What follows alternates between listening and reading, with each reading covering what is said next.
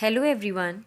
Today we are going to learn about our next poem in literature, and that is Psalm of Life. Now what does it mean? Psalm of Life is a song of life where poet glorifies life and its possibility. It is written by poet Henry Wadsworth Longfellow, who was a scholar, poet, and novelist of the 19th century, famous for works like The Song of Hiawatha, Voices of the Night, etc. He wrote lyric poems which were loved for their musical quality. Through this poem, the poet states that the purpose of life is not death, but the upliftment of the soul. Life is not meant to bring joy or sorrow, but to do such things which can lead us to progress. Now, let's just begin the poem.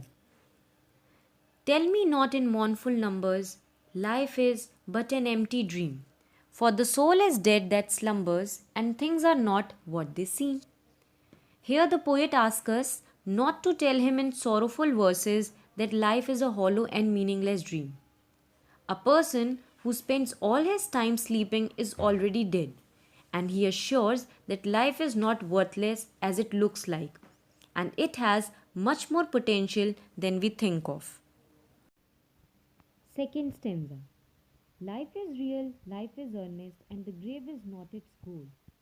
Dust thou art, to dust returnest, was not spoken of the soul. The second stanza conveys the poet's positive attitude towards life. According to him, life is real and serious, not useless. So we should not take this life lightly. To him, grave is not the ultimate goal of life. Life does not end with death. He wants to indicate that our work remain in this world even after the death.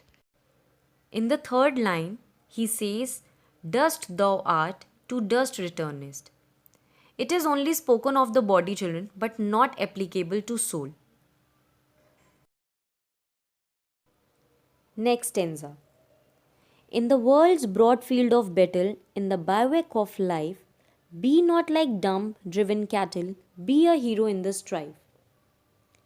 In this stanza, the poet compares this world to a vast battlefield where we, the human beings, come temporarily in the camps to fight the battle of our life. So the human beings are compared with troops. The poet urges us to be a hero in this battle of life, to fight this out bravely and finally win it. In other words, he wishes us to be successful in life by following the right way of life.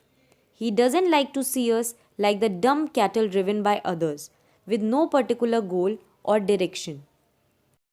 Fourth stanza. Lives of great men all remind us we can make our lives sublime, and, departing, leave behind us footprints on the sands of time. In this stanza of the poem, the poet says that the lives of so many great and successful men remind us that we can also achieve those heights if we wish and strive for that. And if we can do that, we would be living forever in our works, in the hearts of people. Longfellow compares this immortality to leaving footprints on the sands of time.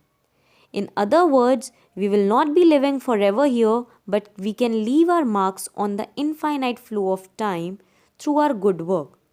That would inspire later generations to follow our way. Now, children, last second stanza.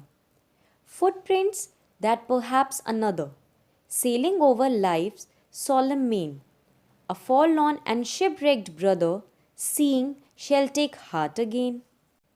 In this stanza, the poet continues the same theme of leaving a footprint to inspire others to follow. He compares a dejected or wretched person with a hopeless, shipwrecked man sailing over the large sea of life. That person can find the examples set by us and can gain courage and hope to move forward. Now, the last four lines of the poem are, Let us then be up and doing, with a heart for any fate, still achieving, still pursuing, learn to labor and to wait. Here, the poet Longfellow asks us to be up at once and start working. However, the poet here urges us not to mind the consequences or to make our mind prepared for any fate. We must carry on, reaching great heights, still not leaving. We must learn to labor, to work hard, to act wisely, and wait for the rewards patiently. So, going through this poem, we now realize how inspiring and motivating this poem has been.